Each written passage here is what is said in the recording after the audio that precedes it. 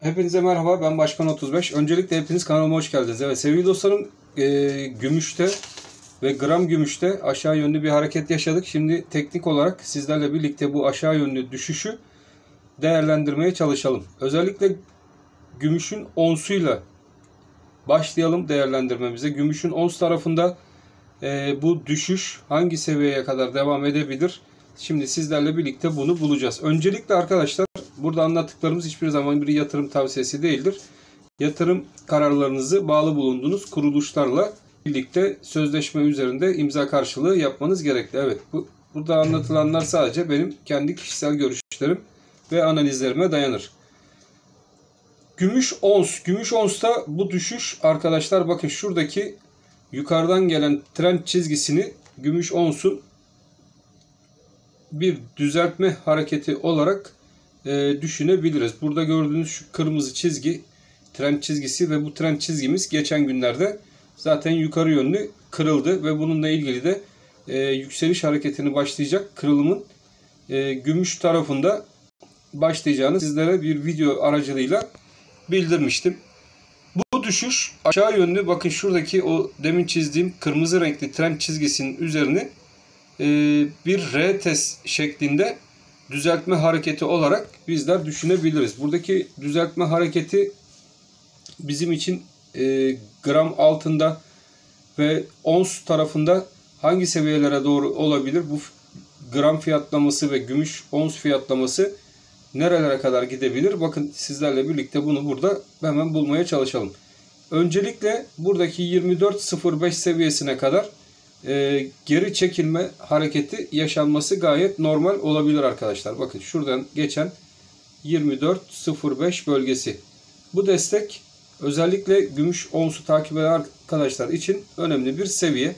Buradaki 24.05 seviyesi tekrardan burada gördüğünüz mum hareketinin bir retest olayı olarak düşünülebilir.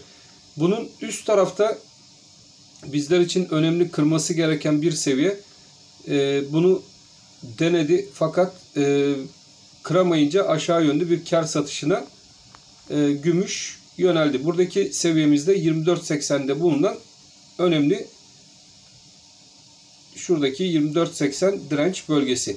Şimdi gümüş gramı takip eden arkadaşlar veya gümüş onsu takip eden arkadaşlar, burada bu aralık gümüşün onsunun güç toplamaya gidebileceği bir aralık olarak değerlendirilebilir. Bu aşağıda 24.05 desteği ve yukarıda 24.80 direnç bölgesi.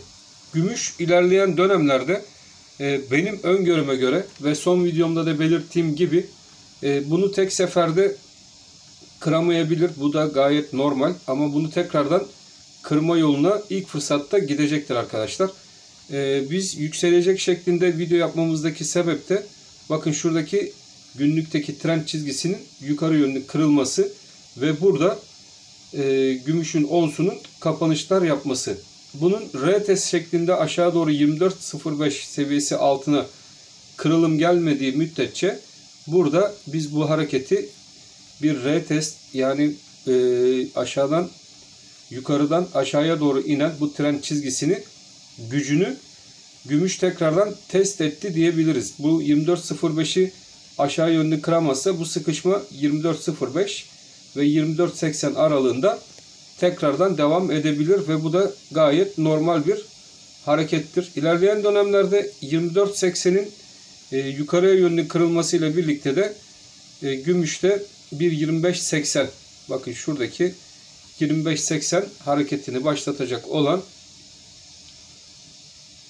şuradan geçen 25.80 hareketini başlatacak olan hareketi sizlerle birlikte takip edeceğiz arkadaşlar.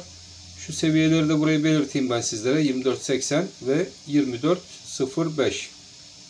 Evet, gördüğünüz gibi hareketler aynen bu çizdiğimiz alan içerisinde gelişecek ve yatay yönlü, yukarı yönlü gümüşün onsunda hareketler ilerleyen dönemlerde 25.80 seviyesine doğru gümüşün onsunu taşıyacaktır. O yüzden henüz 24.05, onun altında da gene 23.80 bölgeleri gümüşün onsunda gözde görülür bölgeler olsa da bu bölgeler gümüşün onsunda özellikle gümüş almak isteyenler için sadece birer fırsat, alım fırsatı niteliğinde olacağından dolayı buradan hareket tekrardan yukarı yönlü gümüşün 25.80 seviyesine doğru hareketini sağlayacaktır. 25.80 26 dolar seviyesi gümüşün onsunda gene kuvvetli bir bölge arkadaşlar. Bir direnç bölgesi. Bu direnç bölgesinde de gene gümüş özellikle satışla karşılaşabilir. O yüzden bu bölgede de gene panik yapmaya gerek yok. Bu 25.80 civarından tekrardan bir satış yesek bile bu aşağıdaki 24.80'i teste gidecektir. Aynı buradaki hareketi nasıl şurada çizdiğimiz hareketi 24.05 24.80 24.80 kırılımında da gene 25.80 bu sefer de 24.80 aralığı şeklinde çalışacak. Gördüğünüz gibi basamak şeklinde yukarı yönlü gümüşte hareketler gözlemlemeye devam edeceğiz. O yüzden şu an için gümüşte herhangi bir panik yapmaya gerek yok. Bu hareketler gayet normal hareketler.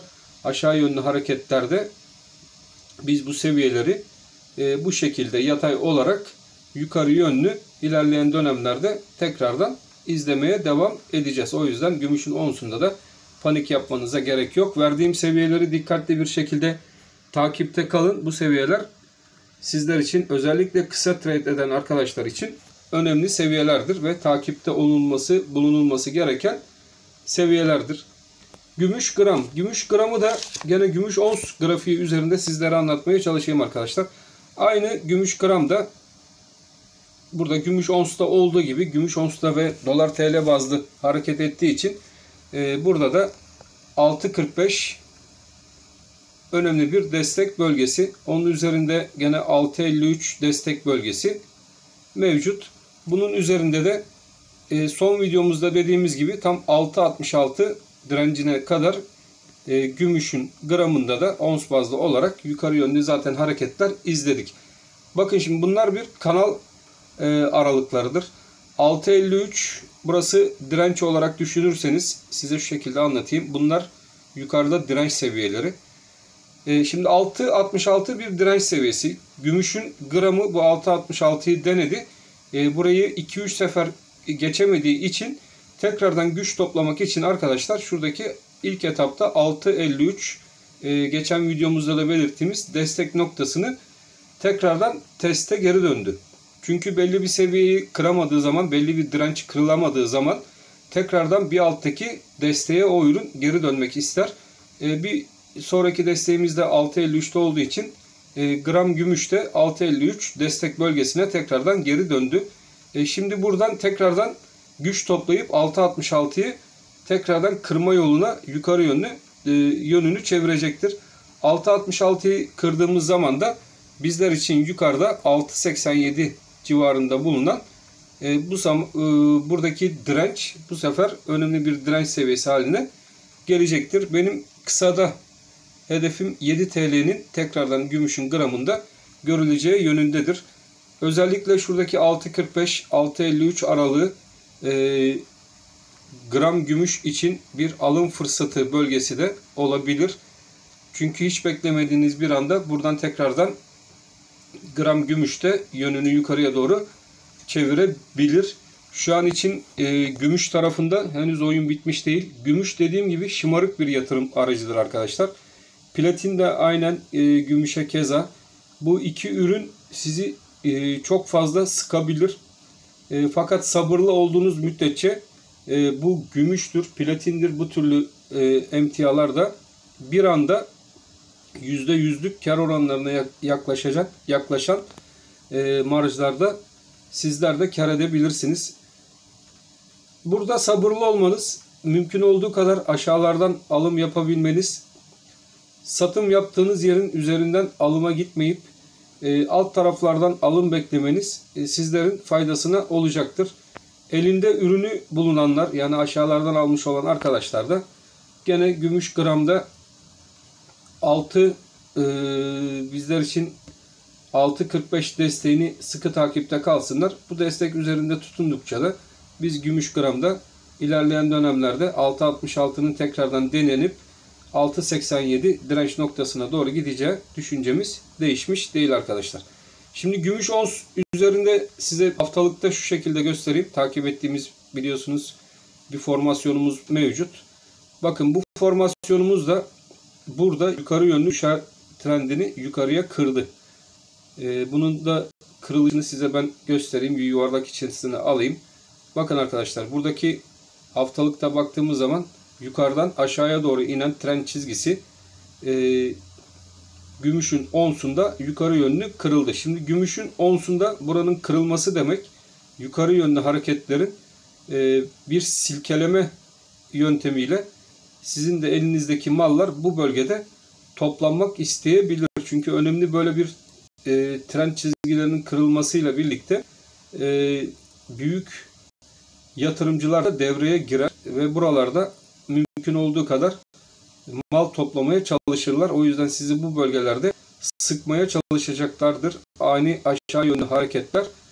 Zaten bunu siz de izleyeceksiniz. Genellikle dip oluşumlarında ani aşağı yönlü hareketler genellikle hep alımla karşılaşacağından dolayı sizler bu bölgelerde elinizde kaptırdığınız ürünleri tekrar alma fırsatı yaşayamayacaksınız. Gümüşte aman korkmanız gereken bir bölge şuradaki bölge. O da 22.50 seviyesinde bulunan bölge. Bu bölge altında bir kapanış olmadığı müddetçe gümüşte gene ilerleyen dönemlerde yönünü yukarıya çevirecek ve özellikle şuradaki 25.60-25.80 direncini yukarıya yönünü kırıp gerçek seviyesi 27-28 dolarlara doğru yönünü çevirecektir. O yüzden dikkatli olmanızda, bu bölgelerde defansif hareketlerde bulunmanızda fayda var.